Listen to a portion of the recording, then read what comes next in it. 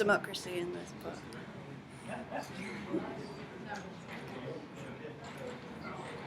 Okay, so a very warm welcome to this session on tourism in Transfrontier Conservation Areas. First I want to start by just introducing one of the IUCN specialist groups which I chair and which Sue Snyman is the vice chair of. The TAPAS group is one of the World Commission on Protected Areas specialist group, and we specialise we have specialists on tourism and protected areas who form part of this network. We have 266 members at the moment who are globally distributed, and they come from a range of different institutions. Some of them are from protected area agencies, some are from government, some are students, some are consultants, and some are also from the private sector. And this is a voluntary technical network. We have a very vibrant ExCo with a series of different working groups on themes like knowledge development, capacity building. Sue Snyman's starting a new group on communities now, and heritage as well with Robin Bushell. And what we do in the main is we try and develop knowledge, share it, disseminate it, create opportunities for people to meet and convene and discuss and drink wine and have snacks. And also, and also try and build capacity too. And what we're starting to do more of is get more of an online presence and give a bit more outreach. So we've been increasingly doing webinars and hangouts online. Like I said, we're recording this session and we'll upload it as well. And our colleague Ron Madder is our communications guru. He's going to be logging it everywhere, making sure it's tweeted and it's all over the social web. And we have a series of different links. So if you like Facebook or Twitter or you like LinkedIn, you can find us everywhere. And we do have a hashtag as well for the Congress, which is WPC Tourism as well, if you want to follow that. So this session specifically is about tourism in Transfrontier Conservation Areas. And the speakers are going to be presenting examples from across Southern Africa of transboundary tourism. And we're talking about facilities that exist there, and we're also going to talk about guidelines for concessions in TFCAs. And that's where I really like to start this discussion. I just want to do a short presentation on a process that has been run in Southern Africa to develop tourism concession guidelines for TFCAs in SADC. And this has been a very collaborative process with support from SADC, from GIZ, from Boundless, and from the DEA in South Africa. And the process has followed a process of scoping, analysis. There was a conference held and a revision of these guidelines that had been produced. And so for the scoping phase, there was a series of initial discussions with stakeholders to ask what they wanted these guidelines to look like. And it was very clear that people wanted a very practical tool. They didn't want a big, heavy document, but they wanted a step-by-step process on how to develop tourism concessions in TFCAs. They also wanted good examples of good practice and tips, and they wanted the concessions to be aligned with the conservation goals of these transboundary protected areas. They wanted them clear, short, and simple, easy to read, but with extra links to other materials that could be downloaded, other resources. So the aim was really to have a 25-page document, and well, I think it's about 35 pages, but with 50 pages of annexes. So for the situational analysis part of the guidelines, this was really a review of what was happening in the policy environment across SADC, who had concession guidelines and policies, and where there were gaps, and what was working well and what wasn't working so well.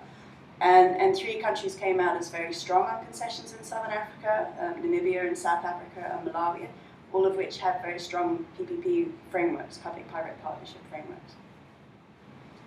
In terms of concession models, there were 3 main types of models that came through: management models, lease models, and pure concession and PPPs. So in a management model, a company is actually paid by an agency to manage an entity. In a lease, they pay for the privilege of managing it and keep all the profits. And in a PPP partnership, there is more of a revenue sharing model. And those tend to be over a much longer time frame because they often involve capital investment. And in terms of best practice in the models, it's generally to use the type of concession model that's most appropriate to the land area and to the type of infrastructure that is going to be developed or not. And then in terms of concession processes, the best practice has really been to do competitive bidding or a tender process for those concession opportunities in the TFCAs. But unsolicited bids and direct awards do often happen. But the problems with the unsolicited and direct awards is that there can be a perception of a lack of transparency and poor governance, whether it's there or not, it can exist, which can undermine the process. And what is quite interesting is that sometimes you think a direct award will actually be a faster process, but because of the problems involved, it actually sometimes takes longer, especially if it breaks down partway through. Okay, and then we had a conference where we had, I think it was 54 delegates who came from across SADC, from 11 different countries who came together to basically to work on these guidelines. So they were presented with a very raw draft, and this was dissected and pulled apart and parts thrown away and new parts added in. And now it's in its very, very final draft phase. There's just a couple of comments left that are coming in. So the four presenters, three presentations this evening, basically come from that process. They were really important key players in the way the guidelines were shaped and what they represent. So we have a presentation on the Tour de Tuli by Sue Snyman. Then we have a presentation on Desert Nights from Roland. And both of these are transboundary events. Both involve Tour de Tuli, a mountain biking event that's transboundary, and Desert Nights that are canoeing, a mountain biking event. And then we have a presentation from Lamson and Pete, which is about a concession within, an accommodation concession within a Transfrontier Conservation Area in the Pufuri Triangle in the Kruger National Park, but also transboundary trips that take place from there. And then we'll be having a plenary discussion, and then we'll be having more refreshments. Okay, so thank you. So without further ado, I'd like to welcome Sue to come and give her presentation on Twitter.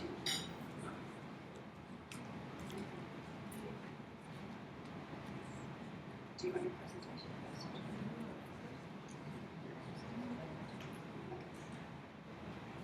Good evening.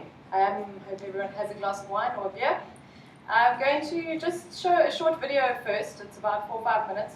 It's a promotional video that we use for the Tour de Tuli, but it gives a really nice overview of the event, and it will set the background for the presentation.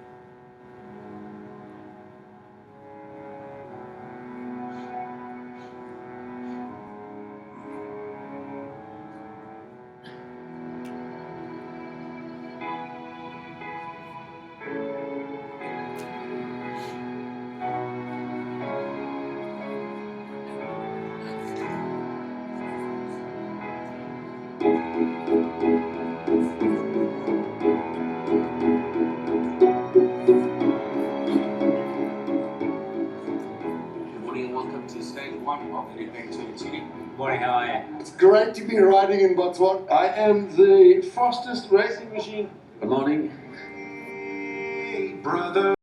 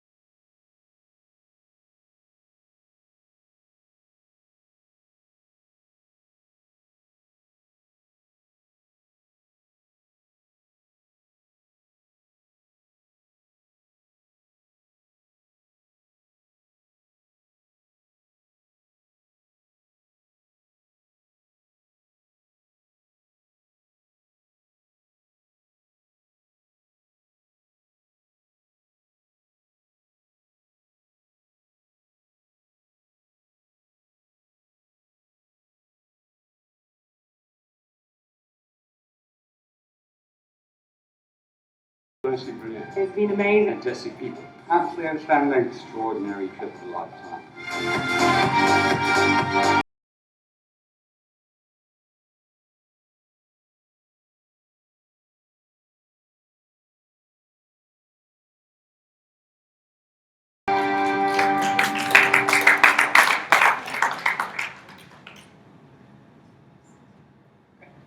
Thanks. So I think that gives you a good idea of the whole event and what it's about. But I'm just going to go into a little bit more detail of why we do it and everything related to the Transboundary event so that you can get a bit better understanding of what it takes to run an event like this.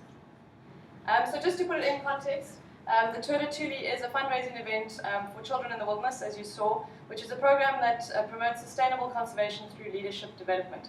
So it has been coming up a lot about the importance of engaging the youth and involving them, and so we have a program that takes children from the rural areas that are surrounding the conservation areas where Wilderness Safaris has camps, and we engage them in an environmental education program and also a life skills program.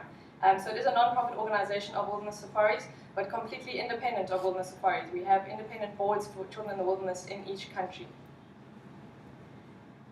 So just a quick overview, I'm just going to show you the route, just for those of you who aren't possibly from Southern Africa, just to give an explanation of where the tour goes, and then the objectives of the tour, the positive impacts, the challenges related to it, and then just a quick overview of the finances, because I think there's often a perception because of the rate that we charge the cyclists that we make millions, or we do, but not as many millions as one would expect. Okay, so just an overview of the route. The camp, we start here, is that the right place? Yeah, sorry. Camp 1 in Botswana, in a place called Mashatu Game Reserve, and the cyclists ride on day 1. This is this year's route, no, it's 2014 route, yes. So every year we change the route slightly. It always goes through the 3 countries, but we have a lot of repeat cyclists, so we always try and change it slightly. So then Camp 2 is also in Botswana, and then we cycled across and crossed the border into Zimbabwe. These are all informal borders. We do a lot of negotiations with all the different governments to set up borders in the riverbed under a tree, and yeah, it really is nice for the cyclists. The idea we hope one day to get to is that they won't have to have their passport stamped because it is a Transfrontier Conservation Area, and we'd like to show that it is one park. Then they overnighted in Zimbabwe, and then rode down through another night in Zimbabwe, and then crossed over the Limpopo River back into South Africa, ending in Mapungubwe National Park in South Africa. So just a few images to show you the logistics involved. You saw in there what a logistical feat it is. This is Limpopo Valley Airfield where we start. You can see one plane there. I think this year we had 22 private planes arriving with cyclists. We also had the Minister of Tourism from Botswana arriving in a plane, and the Minister of South Africa. And actually the Zimbabwean Tourism Minister arrived this year as well. So you can see these are all the cyclist tents, and then this is the main dining area. The staff sleep down on this side. This is the camp at Fort Tuli in Zimbabwe, in the riverbed, which is really nice, and then the main areas are all in here. But yeah, what we try and do with all the camps, you'll see, while the tents are so close together, is obviously to reduce the environmental impact. And some of the areas aren't a riverbed where you could probably spread out a little bit more, but we try and keep every camp, and that's why we also rotate the camps so that the areas can recover the next year. And then this is Mapungubwe in South Africa, so the cyclist village, the main tents, the staff village over there. So yeah, a huge amount of setup. You might have seen the video, 2,500 tents are put up and down over the 5 days. So it keeps, yeah, we have logistical and camp setup teams in each country. So just a few of the objectives. Obviously, the main objective is to raise funds for our Children in the Wilderness program and to ensure the sustainability of that program, but also to create awareness of the beautiful areas in which the cyclists are moving. It's amazing how many, particularly most of our clientele is South African, but we get in more and more foreign cyclists every year. You would have heard a lot of the accents there. But a lot of even South Africans don't know about this area just in the north of South Africa. So it does create awareness of conservation, and especially the Greater Mapungubwe. This year we had Rob Kasky, who's a historian, on the tour, and every night he told the history of the area that the cyclists would be cycling through the next day, to promote the history and the conservation of those areas and just raise awareness and knowledge of those areas. So it does provide unique cycling opportunities. Cyclists are not allowed to ride in these areas at any other time, only on the Tour de Tuli. and to promote our partners and sponsors, of which we have a huge number. You can see Nedbank is the title sponsor, but we have close on 100 other sponsors sponsoring various different parts of the tour. So just some more photos. We always try and encourage a lot of community engagement on the tour. So they visit a community school, they go and buy some beers. It's a tour, you might have noticed, not a race. Even though some of them the groups are group 1 to 20, with never more than 16 people in a group. So it is very private, and a lot of corporates are now using it as a networking event and to bring clients and to promote relationships with their clients. But yeah, they do have a few beers along the route. This year we had a few logistical problems because the Limpopo River was still flowing. It's normally dry, and so we had to get the guys across in a big unimog. And then they have 2 meals, they're 5 meals a day, so a lot of the cyclists put on weight on the Tour de Tuli despite riding 300 kilometers, and 2 of the meals are in the bush. So in the middle of nowhere we set up a meal. So some of the positive impacts, obviously the promotion of this unique area and the GMTFCA, and also we do try and promote on the event the actual Transfrontier Conservation Area concept, to get people to try and understand it. And that's why the ideal is so that they won't have to use passports one day, so they really get a feel of it. And yeah, the general importance of TFCAs, the community interaction, I think, yeah, it's a highlight for a lot of the cyclists because a lot of them are corporates from wherever they live and they get to go into a rural village. The camaraderie, friendship and networking is quite unbelievable, not only for the cyclists but for the staff. I'm sure Roland can attest to that. He's been on numerous tours with us, and the camaraderie with the support staff is fantastic. We have quite a lot of media coverage on super cycling, DSTV, various radio interviews, and then obviously all the social media. We're very active on that, and YouTube clips and these promotional videos. So in terms of promoting our sponsors and the area, we do try and do a lot of that as well. We've been very fortunate for anyone who comes from Africa, and we have been there, coffee sponsoring us. You saw 6,200 cups of coffee.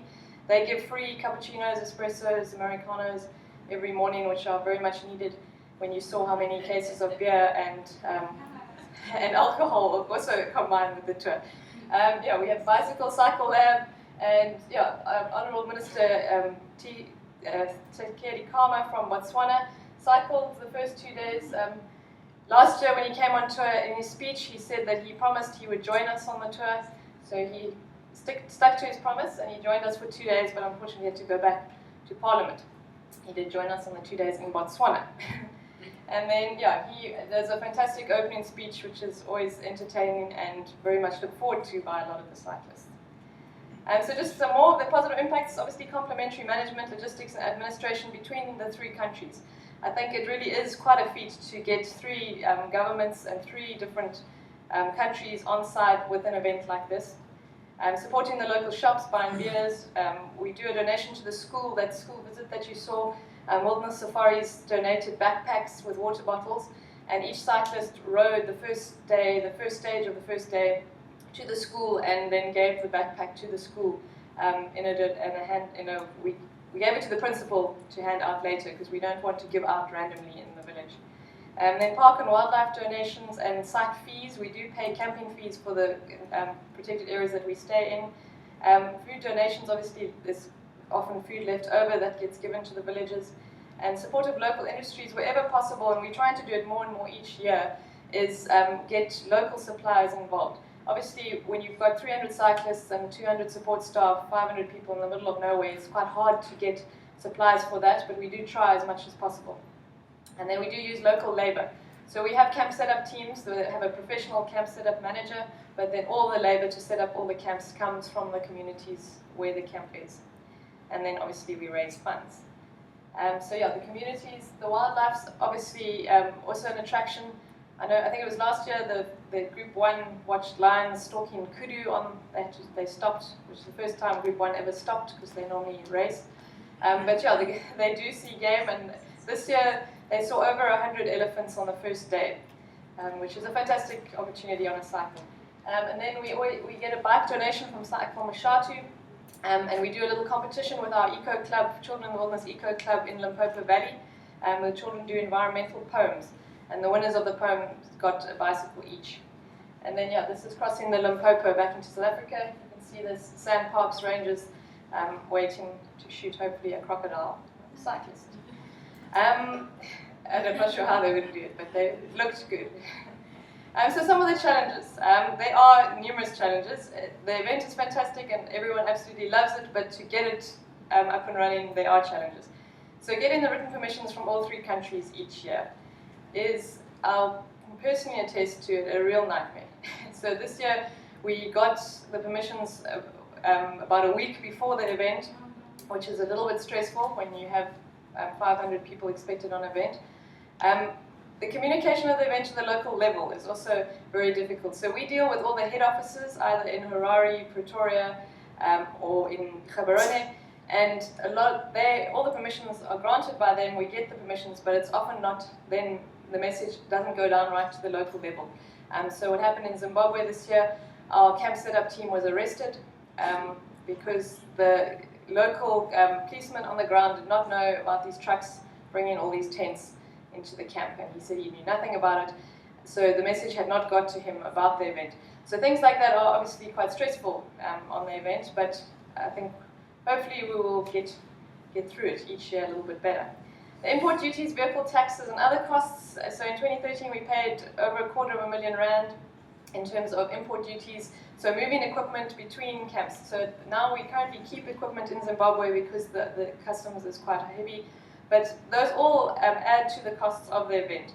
Logistical challenges, as I said, the rivers change every year, border crossings, waiting periods at the borders. This is pre-cap. Actual on the event, the immigration has all been absolutely fantastic.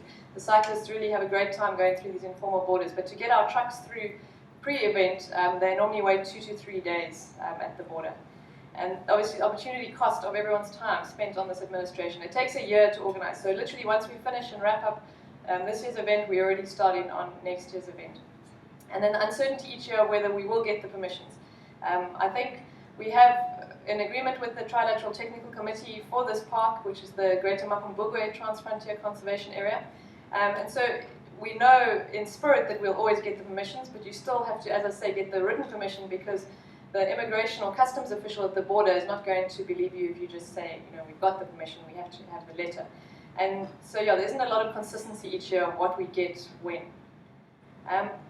Just to go into the finances, just quickly to give you an overview. So it is the main fundraising event for children in the wilderness, and we had 286 paid cyclists in 2013 and 289. Often people say to us, why don't you take more cyclists? The whole point of the event is that it's an exclusive event, that people get to network on it, and it is very exclusive. So we don't want to increase the numbers. It is also a safety issue because, as I said, there were 100 elephants on day one. We don't want 1,000 cyclists riding through this area. So the minimum sponsor amount was 19,800. So that is your entry fee, essentially. But it is a donation to children in the wilderness and covers all the costs for the 5 days of the event. So in dollars, 1,800 or so dollars. And we kept the cost the same in 2014. We have put it up in 2015. Because we found with fuel prices increasing, Zimbabwe's dollar-based economy, the exchange rate did affect our finances a little bit.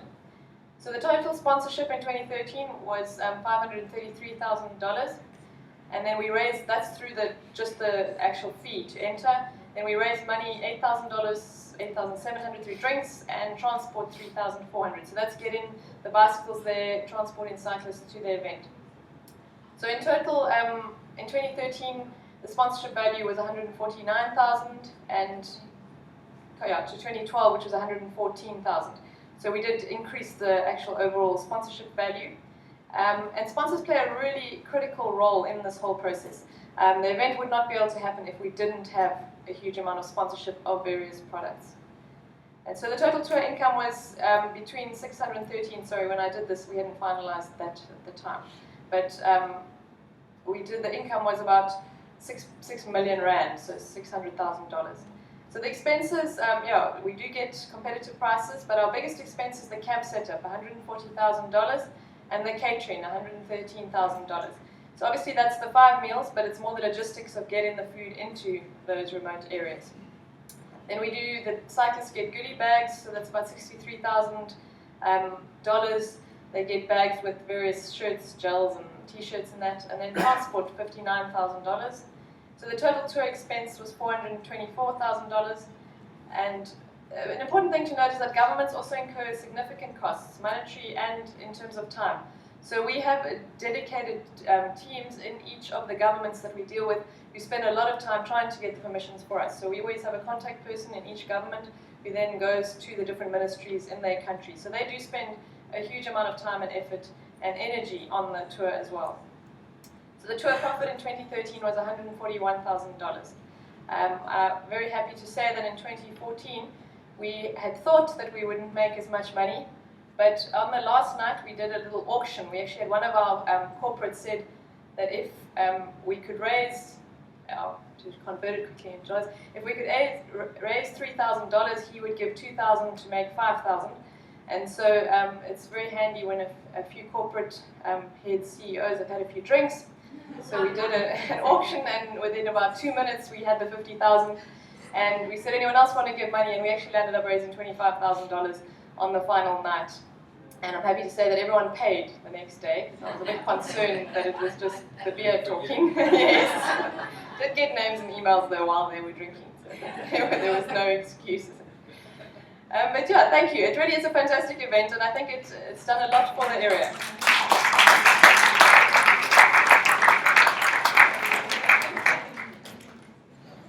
Thank you very much, Sue. Just a quick note that we'll have a session for questions after all the 3 presentations are done. So if you have a burning issue you want to discuss with Sue, please keep a note of it, and we'll come back to it soon. Okay, so now I'd like to invite Roland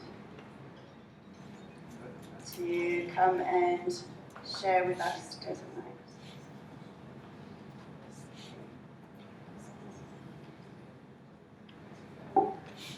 Good evening, and thank you very much for joining us at this yawn hour. I've just seen a big yawn. I've structured my presentation a little bit differently. I tried to have as many pictures as possible, and I'm going to just speak to those, a couple of those pictures, really just to run you through the Desert Nights. It's similar in some ways to the presentation that you've just seen, and in others we have developed it in a slightly different way. And it's just an example of just the diversity of the types of events that we can hold in these Transfrontier Conservation Areas.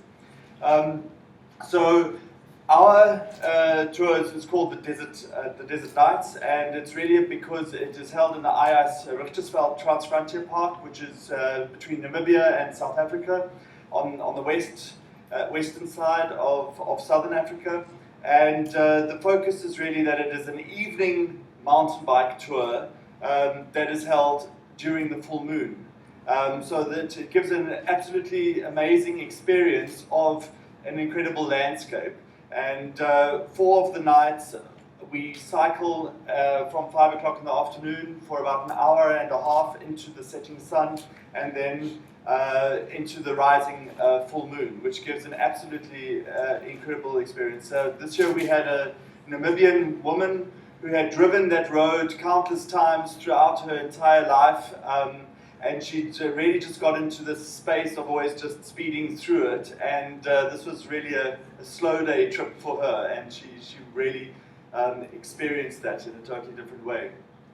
Also, one of the key differences around the Desert Nights is that it's a park management owned event, owned and run. So it's entirely localized, and that's really the point of departure of where we see the future of this event also, is that we're wanting to invest funds back into skills in the park and opportunities in the park for the staff of the park. So it's quite an interesting journey that we've been on. This year was the 5th year that we ran it. And these are really the key partners: Namibia Wildlife Resorts, the Namibian Ministry of Environment Affairs and Tourism, Namibia Parks and Wildlife, South Africa, the Department of Environmental Affairs and the Boundless Southern Africa Unit, and then South Africa National Parks, who are the park managers for the Richtersveld. This was a photo taken this year. It wasn't doctored. I saw the video footage of it being taken. So it's of a kuva tree with the full moon rising. Just to quickly give you the geographic location then, this is the Ice-Richtersveld National Park. The Orange River is the border between South Africa and Namibia, and the river coming in from the north, joining the Orange River, is the Fish River, with its amazing Fish River Canyon. And that's in fact where we start the tour, at the Hobas campsite. We then, on the first late afternoon, evening, do a short acclimatization cycle of 30 kilometers, and that goes to the main viewpoint of the Fish River Canyon.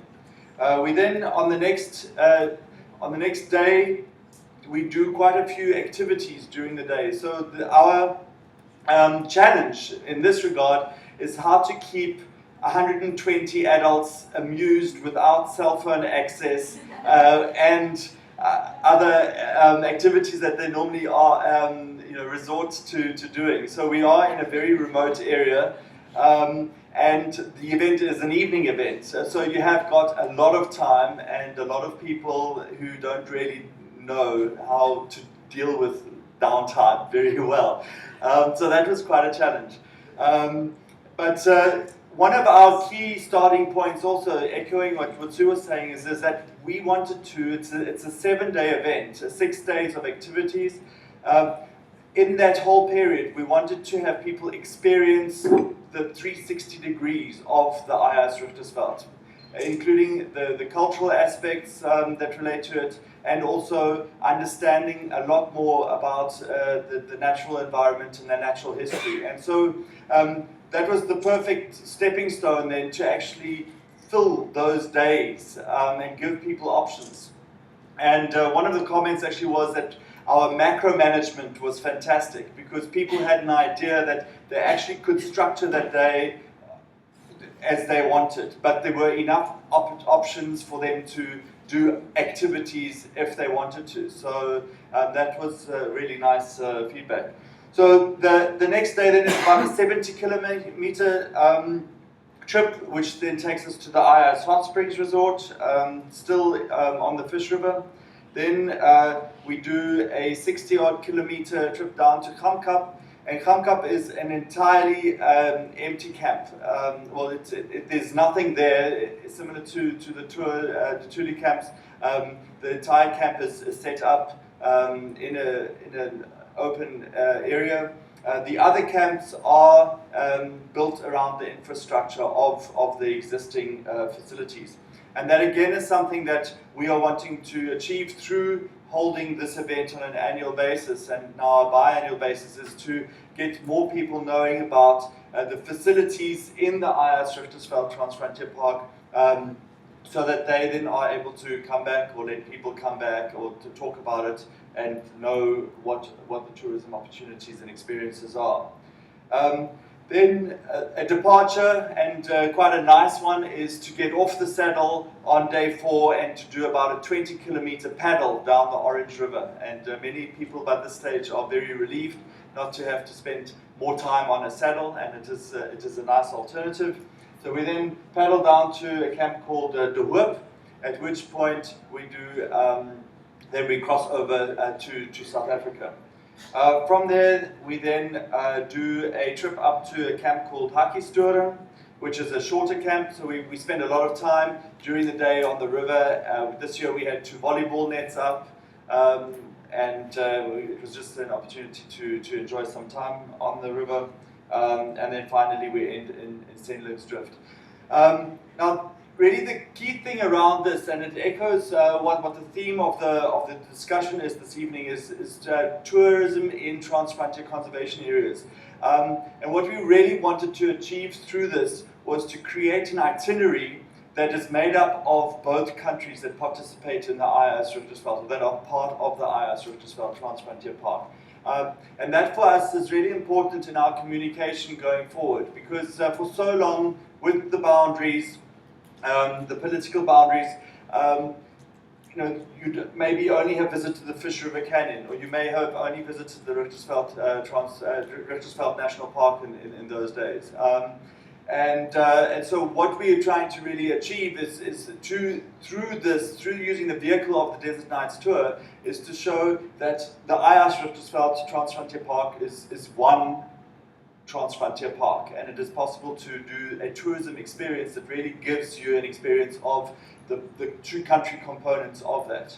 And that is really something that we are wanting to take forward in our work a lot more, with different events and different activities of a similar nature, including wild runs, which is trail runs, etc., going forward, because these are great vehicles for us to both raise awareness of that Transfrontier Park, but also within the context of it being a park that we can experience in its whole.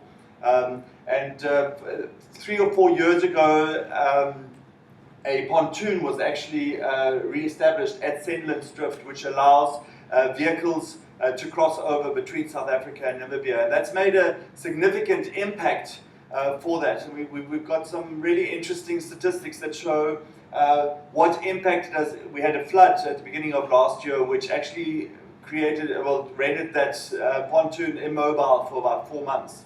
And that was a very useful opportunity to actually see what happens to occupancies in the Richtersveld, as well as up in the Fish River Canyon area. So that was really an interesting insight into how effective this routing within the Transfrontier Park has become. Now, this was one of our community cyclists on the right-hand side, and as I mentioned, we are focusing, because it's a park-owned event. We are using a lot of resources to try and invest back into the park. So this is really a fundraiser for the park and for various initiatives within the park. And this is his first year of cycling the event. But he had access to a bike previously, and he was based in the Richtersveld, and he'd actually do some of his patrols on his bike. And so that's been quite an interesting shift. Previously, not many locals in this part of the world even cycled on a bike.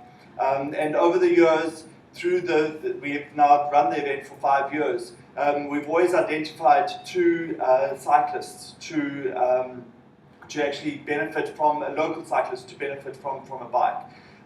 And he will now be a cycle leader, and that's our approach going forward, is that we're wanting to start doing training so that local people can also then be the bicycle support on these events, and also that then is something that the locals can use. This is just an interesting other thing, is that instead of having a whole lot of extra staff running around serving people, we asked people to bring dirty plates to where the washing area was.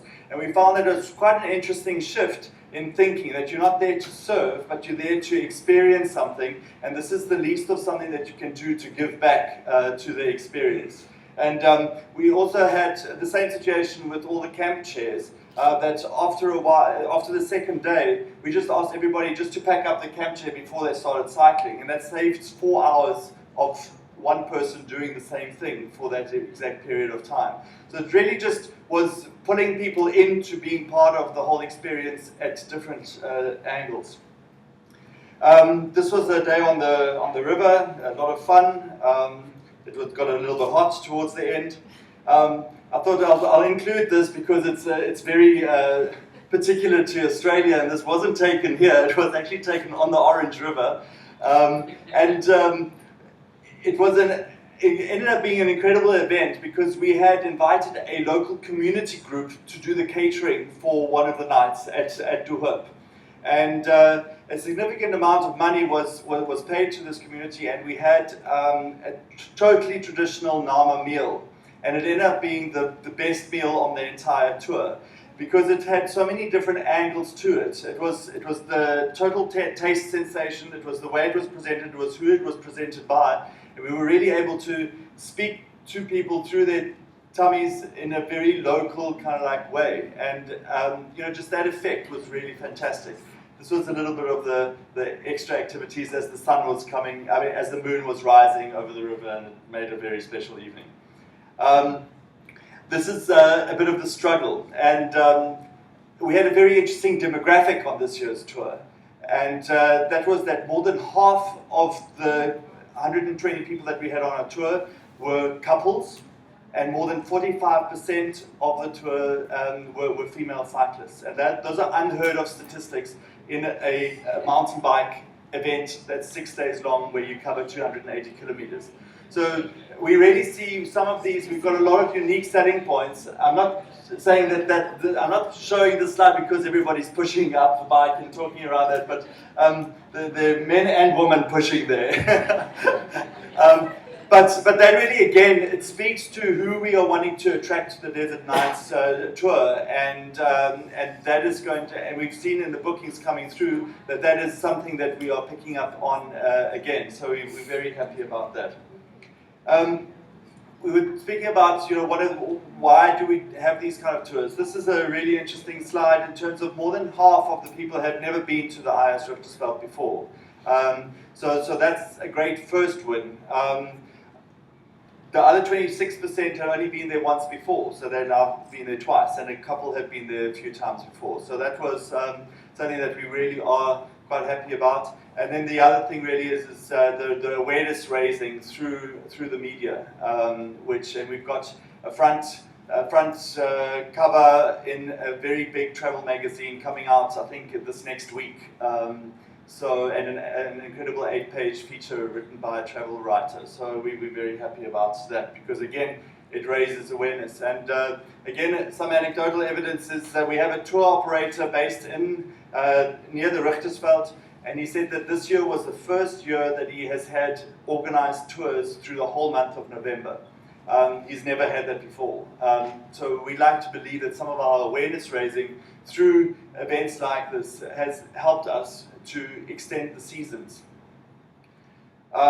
This is something that we're also absolutely delighted about. We did this monkey survey at the end, which we had quite a few respondents to, and we just asked if if people that participated should would tell their friends if Desert Nights should be added on their bucket list, and 76% strongly agreed. And we've seen that already with bookings. We actually have we've added an extra tour for next year because we had an early bird entry system, and we were actually full within 2 weeks. So we now are going to be having a tour in April and in September next year. And I'm having a red light flash, so I'm going to be finishing off just with a couple of comments that we received from our participants this year. This is a photo taken at night. In the middle of the night on the Fish River Canyon, you'll see a couple of stars. So I'll just quickly read that. I guess your inbox has been flooded with thanks and appreciation from the Desert Nights participants, and I must say that you, ably assisted by your incredible team, put on a magnificent event last week. Well done, and please put my name in the pot for next year. Once again, thanks for a fantastic week. As I said, when we said goodbye, I came to Desert Nights on my own and left with 100 new friends. Absolutely fabulous week. That's Andrew Brown. He's signed up and he's bringing a friend. This was one of those late afternoon, early evenings. Big thanks to the entire team, and most of all to you for a true bucket list experience. It's the first stage ride I've ever done, and I'm now scared to do any others, as I doubt they'll compare. The sense of achievement after the final day is so rewarding. Our moments of weakness and mutters on the endless uphills, the never-ending sand tracks, and continuous corrugations and tiring long distances were made up for by the beautiful moonrises, the awesome lunar landscapes, exhilarating downhills, wonderful people support, and by finally arriving at our comfortable destination, no matter how late, tired, or hungry. This is Songo, who works with township children outside of Stellenbosch near Cape Town, and we always invite 5 young people from the township to join us on the tour. And he just wrote he wanted to say thank you very much for all the support. I and the boys had a great time at the Desert Nights. We're very honoured to be part of the tour. Our costs are a bit different. So next year we've decided to reduce the numbers a little bit and increase the rates. So over the 7 days, it's 11,000 Rand or Namibian dollars. So it's in the region of 1,100 US dollars. And these are the 2 dates. And finally, this was just one of the guys that wrote, I just want to say thanks for sharing with us Wonder of the World. what an adventure we had. I'm back home, body only. My soul still is wandering somewhere on the desert and along banks of the Orange. So, thank you very much.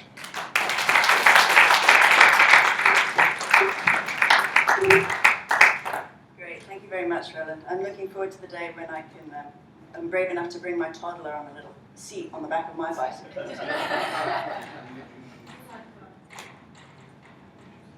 Okay, so I'd like to welcome Lamson and Pete to come and speak about the Pafuri cross-border trails.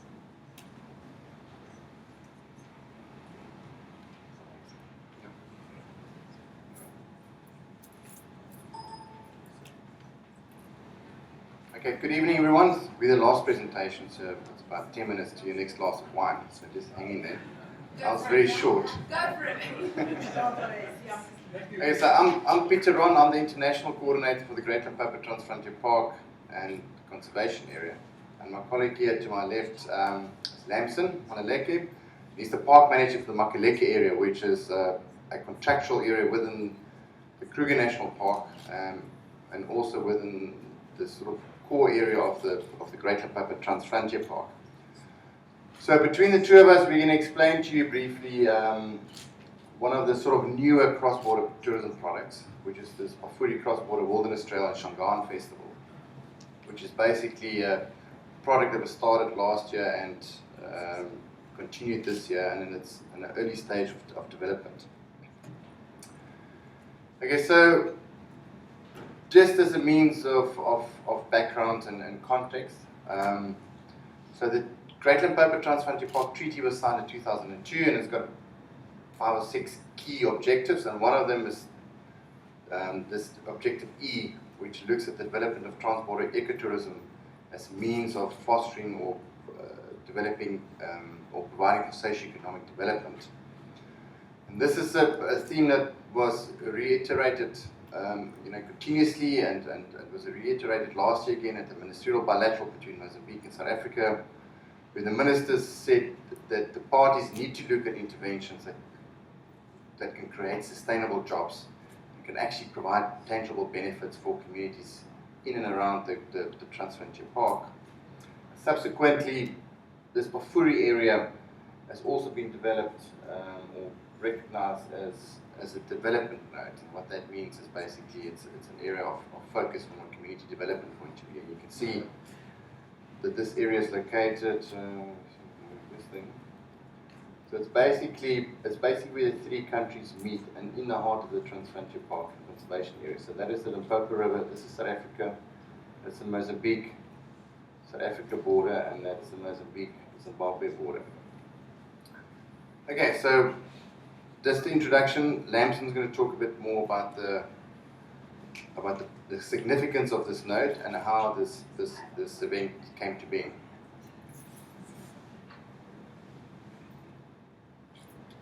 I think it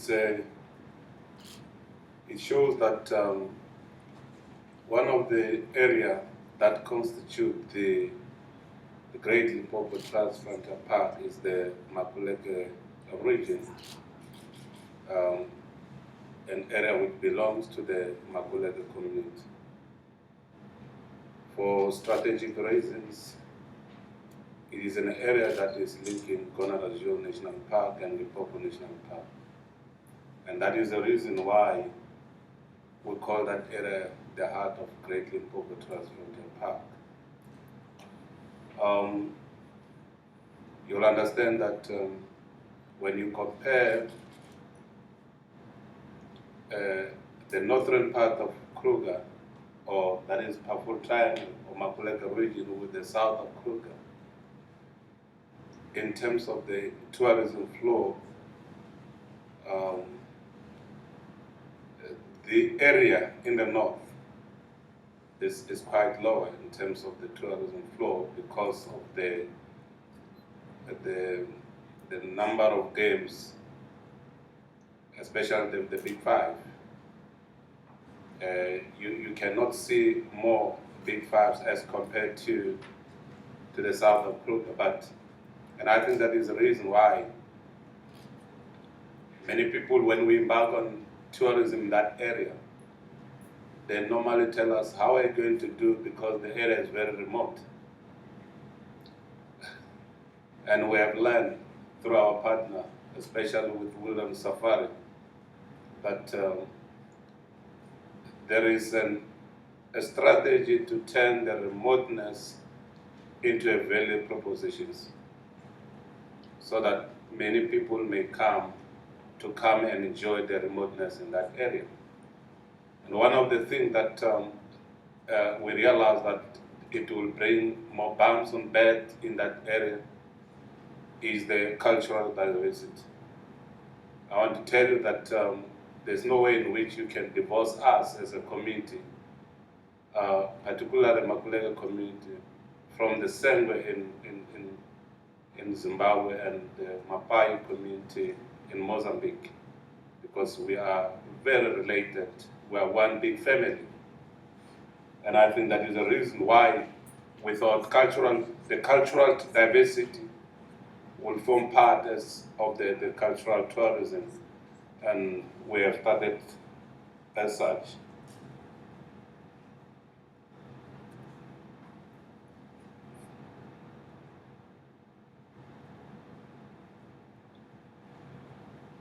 And I think that it summarizes exactly what I've said, that we started with this initiative. Of course, given the fact that the area is remote, I want to tell you now that the remote can bring money. It brought money and it's bringing money in our pockets. So we should not be worried about the remoteness of the area. Of course, it needed us to have to be in partnership to be able to carry this innovative or initiative. The fact that we do have the existing partnership in that area, and I think it makes the whole initiative very simple. Because as a community alone, we realize not that we cannot run it. We could, but we realize that in terms of the marketing, especially when you look at the trails, the role that is being played by the private sector cannot be overemphasized. As we know that though Wilderness Safari has decided to relocate from that area, in other words, they've sell their camp into Elsmore, I think we are going to carry forth with what has been started already. I think you pressing this, you have to press very hard.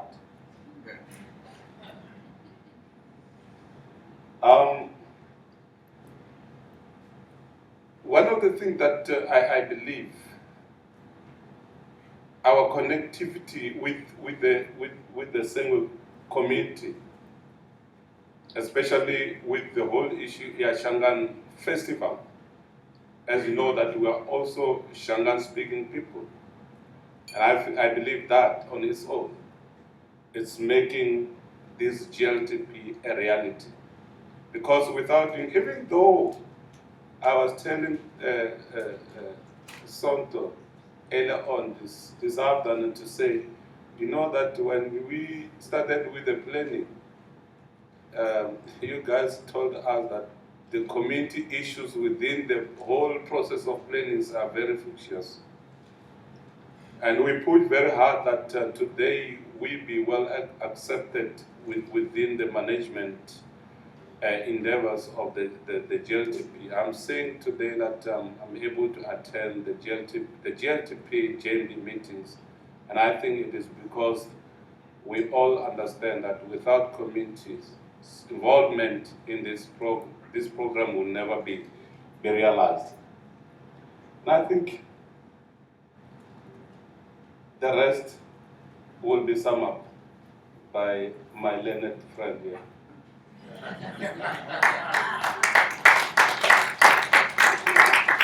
Thanks, Nancy. So we basically were planning to have 2 events. So we started with a pilot last year, pilot trail and the Shangaan Festival, and we continued the walking trail with the Shangaan Festival.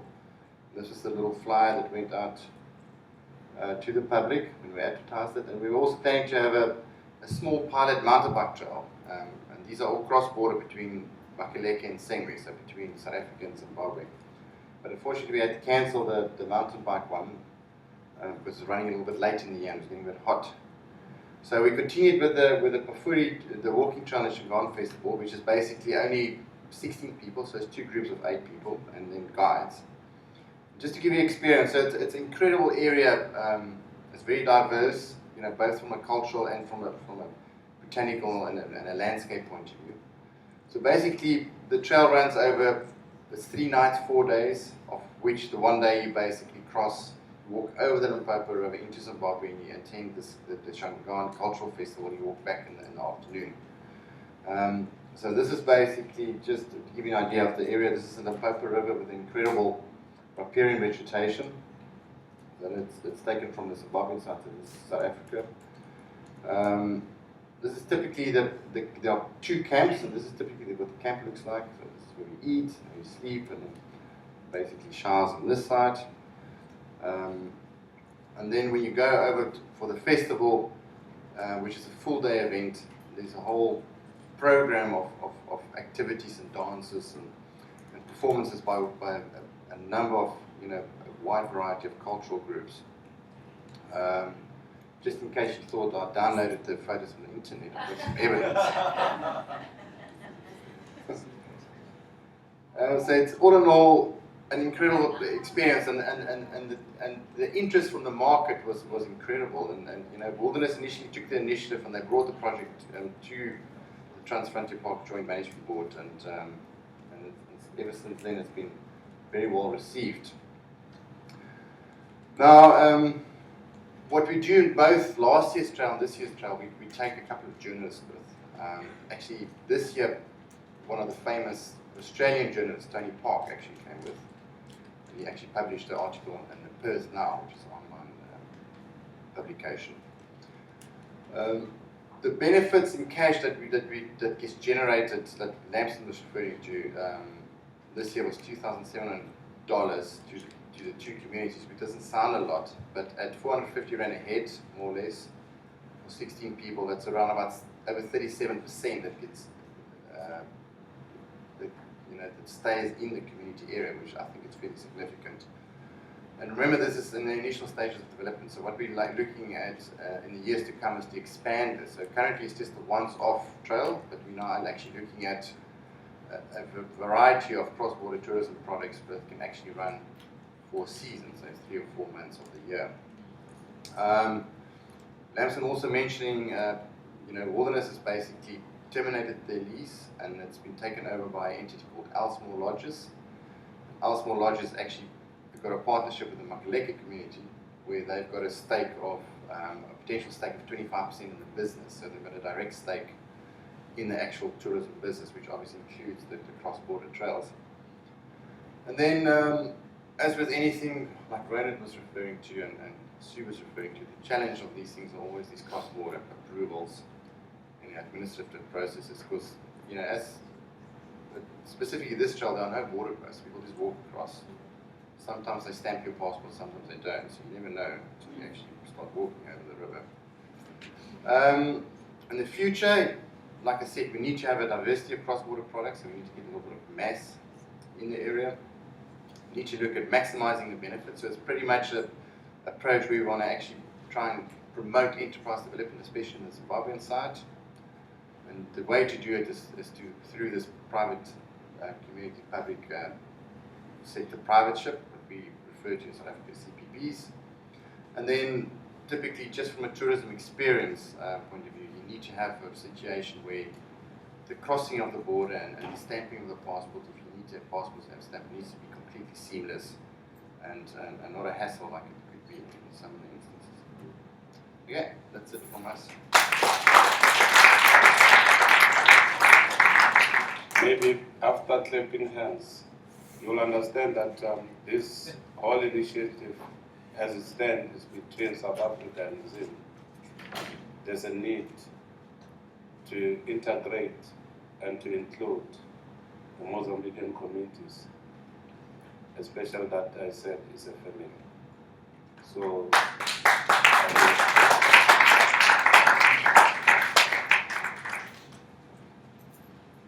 Great. Well, I hope you agree, three really great presentations. So what I'd like to do now is invite our 4 panelists to come back up here and to see if we have any questions from people who are here. I'm sure there's a lot of interesting issues that have come out from the 3 presentations. So if you could come up here, please. We've got to go around with a roving mic.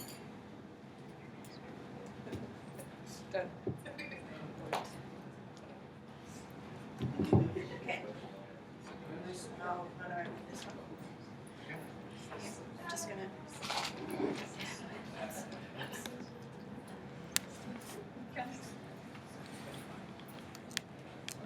You can stand or sit or as you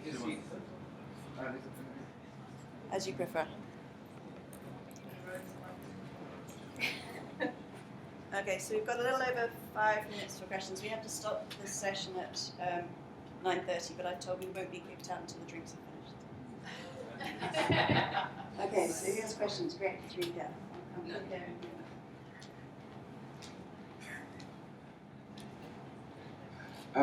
It's Absalom from Resource Africa.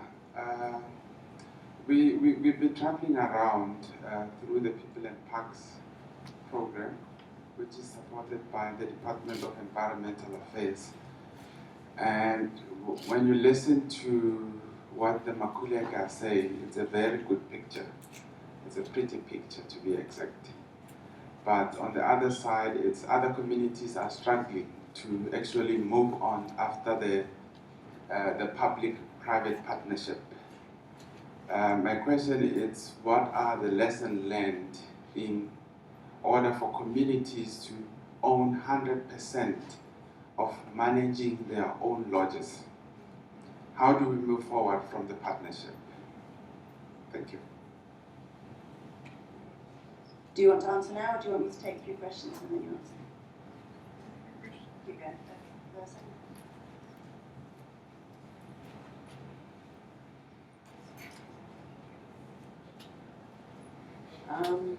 This is actually a question to all of you. When I did the SADC TFCAs framework report in 2007, there was one question that came up in each and every meeting we had with stakeholders in all the countries, which was about how do you get to fair benefit sharing between the countries, not only between the stakeholders within the country, but between stakeholders between the countries. And it came very strongly also in the meeting that you organized for us at the time. So if you can give us some good ideas on that side.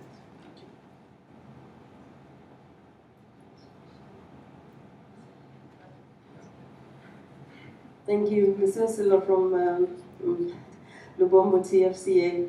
Just briefly, I think the challenges are quite articulated, but for myself, the interest is how long did it take from inception of these ideas, good ideas, and towards commercialization? Do you have a specific incubation period from start to finish, and what were the challenges, and what was the critical success factor? Thank you.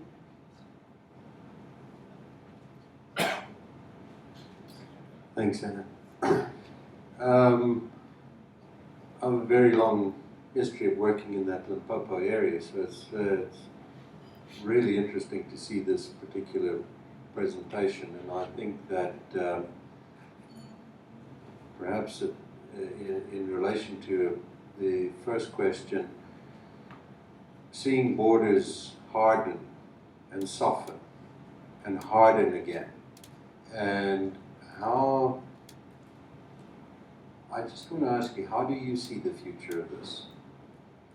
Are we in a hardening phase? Are we in a softening phase? Lamson talks about the communities in Mozambique. Where are we in terms of breaking down the barriers, removing the boundaries between communities and natural resource management in that region? I know it's a different story for Richtersveld, by the way, have you got a spot for 2 for next year? It's open, go Okay, thanks. We'll start with those 4 questions, and then if we have time, we'll take some more. Yeah. My answer.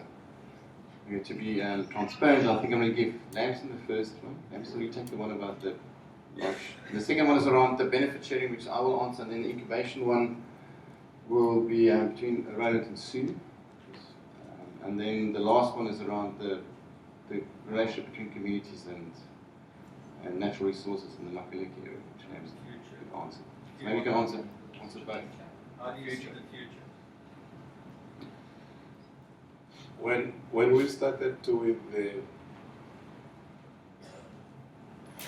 the tourism investment in the Makulaki area,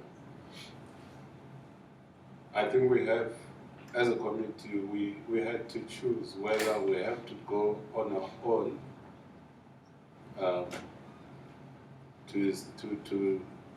to come up with a law or to build a lodge, or else we get a private sector to come and invest, of course concluding a contract with us. So there was various models that we have to choose. Either we build ourselves, we operate, or the private sector come and build, or we build, we get a private sector to operate and transfer later on. Or to the private sector build, they operate and transfer, which is a boat. So we decided as a community that given the fact that we didn't have an experience in the industry, we rather request a private sector to come and build, they operate and transfer. And I think that is the reason that there was a minimum years in terms of our contract, starting from 15 years or some 30 years, depending on the nature of businesses. Not that we were not willing to have a full ownership of this development or enterprises, but the whole issue was around the issue of capacity. We have learned through our hard ways, and I can tell you, should we have, if we can get the capital today, we can build our own lodge and also to run with the experience that we have got.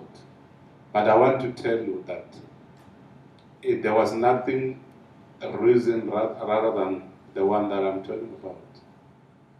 And I think with the relationship that we have with Elsmore, we are gearing towards exactly where we want to see ourselves, having our own establishment. In terms of the new development framework, it does give us that momentum or latitude to have our own lodge that will be built, owned by the community. But you'll understand that you might have the lodge, but the most important thing is not about whether you have your own and the like. The most important thing, and which is very expensive, is about marketing. That's what I've learned. And the good thing about it is that I've noticed that because I'm sitting at the board, tourism board of Limpopo Tourism, I can tell marketing is very expensive. So you can have a lodge, but again, you have to know the network. You know how to bring people to your lodge. And I think that is the reason why it is helping us to have in partnership with the private sector, I think.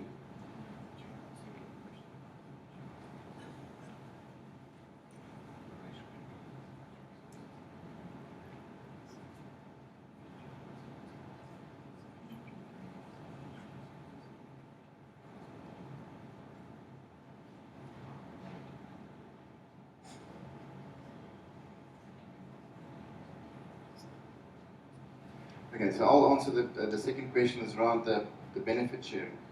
So just to give you just in short, the original idea 12 years ago was there was this concept of revenue sharing, where they were looking at, well, the concept was how can the three countries share the revenue that comes from this Transfrontier Park, and that, you know, we looked at that in detail, and it didn't work for a number of reasons, or wasn't accepted. Mainly because of the different stages of development between the different components, and also, you know, for instance, like Kruger National Park subsidized a whole lot of other parks. So now we've got to focus specifically on benefit sharing. So we're not revenue sharing, we're looking at benefit sharing. So benefit sharing, what we're currently doing is twofold. The one is we've got funding from USA to develop a benefit sharing strategy for the whole three-country Transfrontier Park, specifically focused on livelihoods diversification. So we're looking at livelihoods in terms of which sector works. So look at current models in the landscape and which can be duplicated, and we're also looking cross-sectoral. So we want to look at which sectors could be applied in this space, and where geographically should the focus be, because you can't try and do something over the whole area. You need to have specific focal points, and for instance, you know, there will be specific focal points that the three countries will nominate. Like, for instance, the one will be Sengwe Peace, the one might be some of the resettlement areas in Mozambique, and specific areas in South Africa, and some of these may or may not be linked to wildlife crime. And then the second tier is this development of these cross-border tourism products, which the approach is to see how one can provide benefits across the boundaries by creating business opportunities for either communities or the private sector. You know, we're starting with 2 at the moment. We've got this Bafuri one that we can expand on, and then we've got an initiative. So the Bafuri one is initially between South Africa and Zimbabwe, and will include Mozambique in future. And then the second area that we're focusing on is cross-border tourism projects between the Popo Park in Mozambique and Kruger. You know, also starting with a sort of smallish scale, and then basically rolling this out as we learn. Okay, so incubation. We're just speaking with the Desert Nights hat on, and Sue can speak to the Tuli. This was our 5th year of running. So the first year ended up really being a team build between Namibia and South Africa, the staff of the park, really just to kind of get a sense of what this kind of an itinerary would feel like. And it was important for us to start by rooting it in the park staff itself. And we then just developed very organically and slowly from there.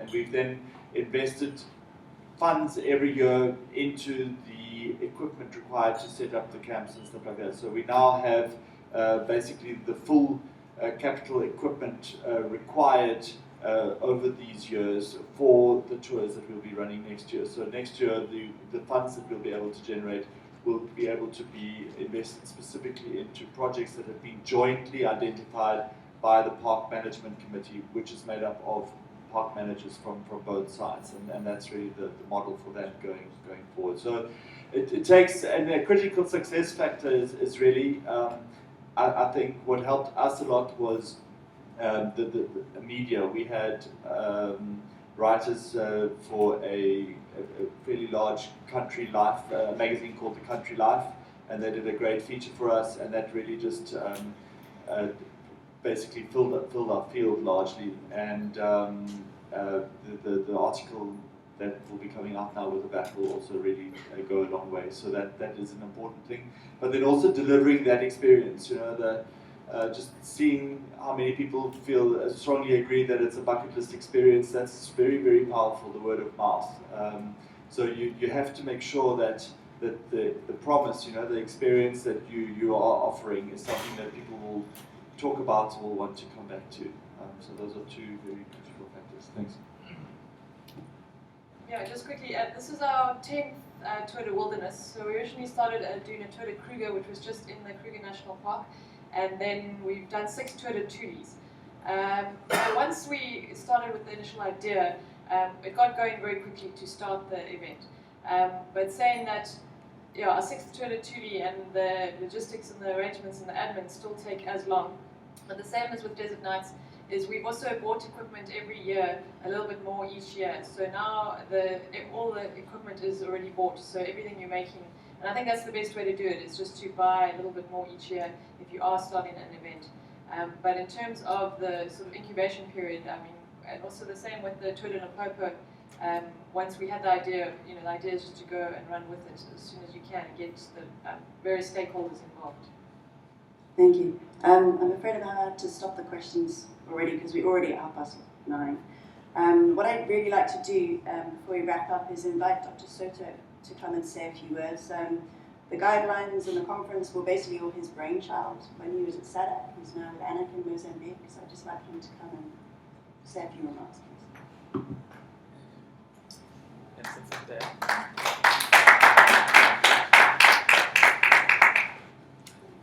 Thank you, Anna. I think everything has been said, but I can just take you through the process that led us to develop the draft guidelines. Actually, it was proposed that today we would launch these guidelines, but they're not ready. So all we can do is to announce that there are guidelines that are going to be completed soon. The Durban World Park Congress made a very powerful statement in regard to protected areas. On a declaration, it became clear that we had achieved the quantity, which were, I believe, 12% of the protected area, of the surface of countries as protected areas. And it was the quality that needed to be achieved. And the other statement was that it was time to make these protected areas sustainable, financially viable, and the word commercial was started to be used. And that could be done through partnership. Among various alternatives of raising financing resources for protected areas, the tourism seems to be the one that we can quickly grab. And it was based on it that we thought that after the TFCAs have been created, we have around 18 TFCAs in Southern Africa, one inspiring solution that we could do would be to provide mechanisms in which we can accelerate the investment of tourism in TFCAs and give an example to the rest of the world that TFCAs can make money. We noted that there were concessions happening in different areas of Southern Africa, but all in different ways. And we thought we could bring all these best practices together and provide guidelines to the countries in a region to develop TFCAs as a concession. So that's how the guidelines started, the one that Anna has explained, in which stage we are. And the presentation that were made are sort of concessions. So I think we are making good progress, and I wish that these guidelines will also serve me as a member state. Now I'm working in ANAC, so I'm looking at SADC Secretariat to deliver these guidelines for us.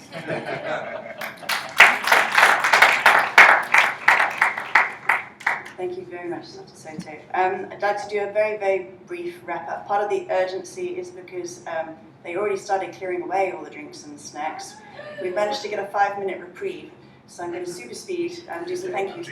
Firstly, I'd like to thank Soto for the idea for the guidelines and also for allocating one of the SADC spots for this event that we are at. I'd like to give a big thank you to GIZ for the resources to get the guidelines going and for financing the drinks and snacks that are now coming back. And thank you to Nina and Martin particularly for your support. A big round of applause for our speakers and panelists this evening. And just before we do wrap up, there is some collateral here if you want it. Some tourism journeys for those of you who don't have them. some bookmarks. There's some pen drives with some documents that are being launched at the Parks Congress and some copies of Parks on Tourism and Hitchhikers. Please get your drinks first and then come to get them later. And a big thank you to all of you for coming tonight. Thank you very much.